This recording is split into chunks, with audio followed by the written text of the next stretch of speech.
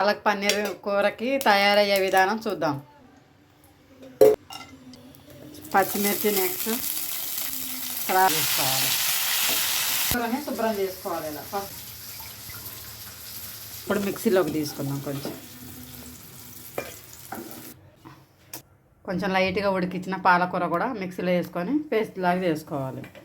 వీటితో పాటు లైట్గా ఉడికియాలి, ఎందుకంటే ఇందులో ప్రోటీన్ అంతా పోతుంది.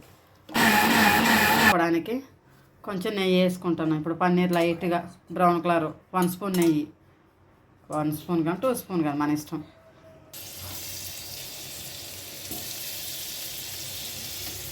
స్పూన్స్ ఆయిల్ మళ్ళీ కళాయిలోకి వేరే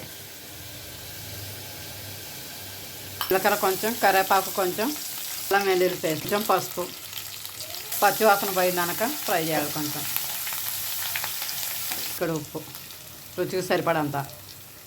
పచ్చిమిర్చి వేసాం కదా పేస్ట్లో, ఇప్పుడు కారం ఇంకా పేస్ట్ చేసుకున్నాం కదా మిక్సీలో, ఆ పాలక్ పేస్ట్లో కొంచెం వేసేసింది. 10 మినిట్స్ ఇలా ఉడికినాక ఫ్రెండ్స్, ఇప్పుడు కొన్ని 1/2 గ్లాసు వాటర్ పోసుకోవాలి. 1/2 గ్లాస్ వాటర్ పోసుకొని బాగా ఉడికినాక ఆయిల్ పైకి తేలినాక అప్పుడు పన్నీర్ వేసుకోవాలి. గరం మసాలా కూడా టేస్ట్ కోసం, జీలకర్ర పొడి కూడా వేసుకోవచ్చు మన ఇష్టం కదా.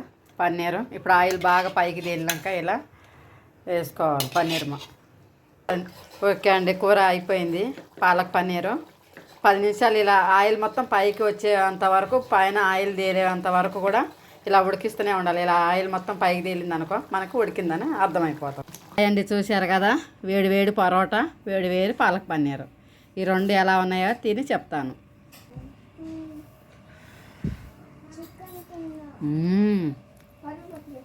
సూపర్ ఉంది.